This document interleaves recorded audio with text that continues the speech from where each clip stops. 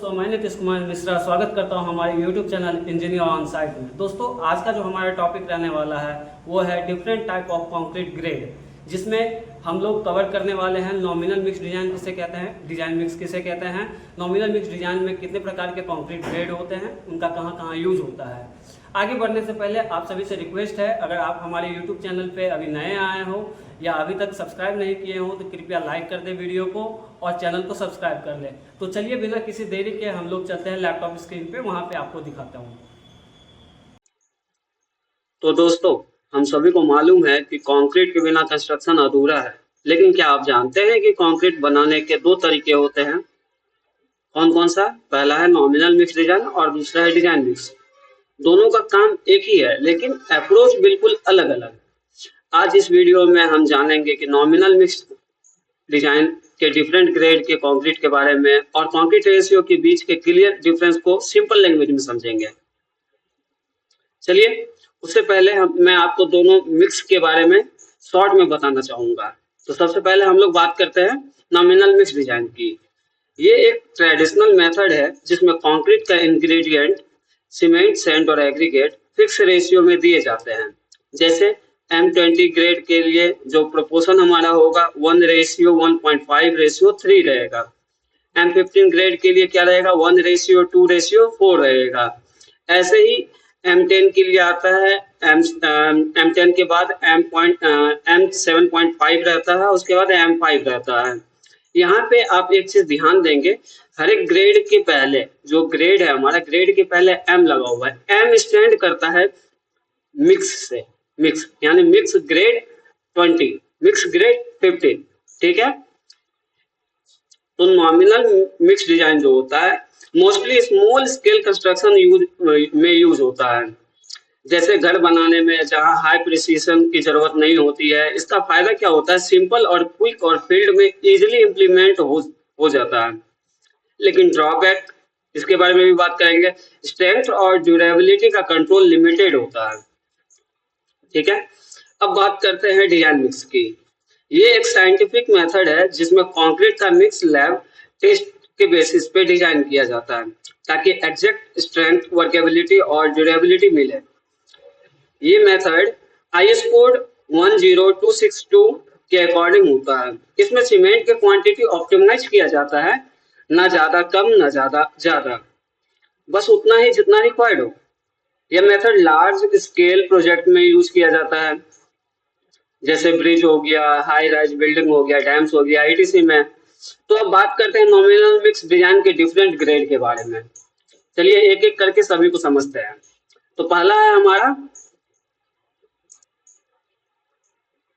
M05। ठीक है, M5 grade का, जिसका मिक्स प्रोपोर्शन क्या होता है? 1:5:10 होता है, जिसमें 1 पार्ट सीमेंट होता है, 5 पार्ट फाइन एग्रीगेट होता है और 10 पार्ट कोर्स एग्रीगेट होता है। और वाटर रेशियो की जहां तक बात की जाए तो 0.5 लीटर से 0.6 लीटर होता है, जिसका कंप्रेसिव स्ट्रेंथ जो होता है वो 5 मेगा पास्कल होता है या 725 PSI होता है 28 दिनों के क्यूरिंग के बाद, जिसका यूज लाइट वेट कंस्ट्रक्शन के लिए किया जाता है। मतलब लाइट वेट कंस्ट्रक्शन मतलब नॉन स्ट्रक्चरल वर्क के लिए किया जाता है। फाउंडेशन, पेवमेंट का लेवलिंग करना हो, वहां पे हम लोग यूज करते हैं। ट्रेंच और फिलिंग के लिए, जैसे नैरो होल है उसको फिलिंग करना है, तो इस कंक्रीट का हम लोग यूज करते हैं। सेकेंड है हमारा M10, जिसका मिक्स प्रोपोर्शन 1:6 होता है। ठीक है, जिसका मतलब है 1 जो स्टैंड करता है सीमेंट के लिए, ये सीमेंट हो गया, ये सैंड हो गया, ये एग्रीगेट हो गया। तो एक पार्ट होता है सीमेंट का, 3 पार्ट होता है सैंड का फाइन एग्रीगेट, और जो 6 पार्ट होता है वो कोर्स एग्रीगेट के लिए होता है। ठीक है। वाटर रेशियो की बात करें तो वाटर रेशियो इसमें 0.5 लीटर से 0.55 लीटर 0.5 लीटर से 0.55 लीटर होता है, जिसका कंप्रेसिव स्ट्रेंथ जो होता है ना 10 मेगा पास्कल। ये देख रहे हैं ना, M4 मिक्स और 10 जो है यानी 10 मेगा पास्कल जो है 28 दिनों क्यूरिंग के बाद होगा। ठीक है। और इसका PSI में अगर होता है तो वो 1450 PSI होता है, जिसका यूज M05 के जैसा ही यूज होता है इसका नॉन स्ट्रक्चरल यूज में किया जाता है। इसका यूज लेवलिंग के लिए किया जाता है और पेमेंट के लेवलिंग वगैरह के लिए यूज किया जाता है, फिलिंग के लिए किया जाता है, बस इसी सब में यूज किया जाता है M10 ग्रेड का। अब बात करते हैं M15 ग्रेड कंक्रीट की, जिसका मिक्स प्रोपोर्शन होता है 1:2:4 होता है, जिसका मतलब होता है 1 part cement, 2 part sand, 4 part pores aggregate and the water ratio इसमें होता है 0.5 लीटर से 0.55 लीटर होता है, जिसका कंप्रेसिव स्ट्रेंथ 15 मेगा पास्कल होता है या 2175 psi होता है क्योंकि क्यूरिंग के बाद।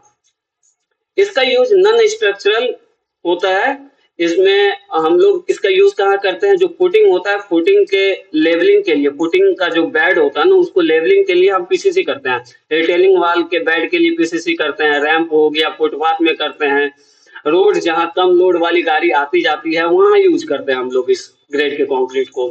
अब आगे बात करते हैं हम किस M20 ग्रेड का। M20 ग्रेड का कंक्रीट जिसका मिक्स रेशियो क्या होता है, 1:1.5:3 होता है।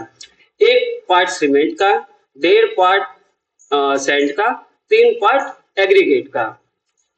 इसमें वाटर रेशियो की बात करें तो 0.45 लीटर से 0.5 लीटर होता है, जिसका कंप्रेसिव स्ट्रेंथ 28 दिनों के बाद 20 मेगा पास्कल या 2900 psi हो जाता है। इसका यूज स्ट्रक्चरल वर्क में किया जाता है, जैसे स्लैब हो गया, कॉलम हो गया, फुटिंग हो गया, रिटेनिंग वॉल हो गया, इसमें यूज किया जाता है। लो रेज बिल्डिंग हो गया, 1 से 2 मंजिला इमारत बनाना है तो उसमें हम लोग इसका यूज करते हैं। तो चलिए दोस्तों, हम 3 ग्रेड के कंक्रीट को लेते हैं, M10, M15 और M20। इन तीनों ग्रेड के कंक्रीट के बीच में एक छोटा सा कंपैरिजन करके देखते हैं।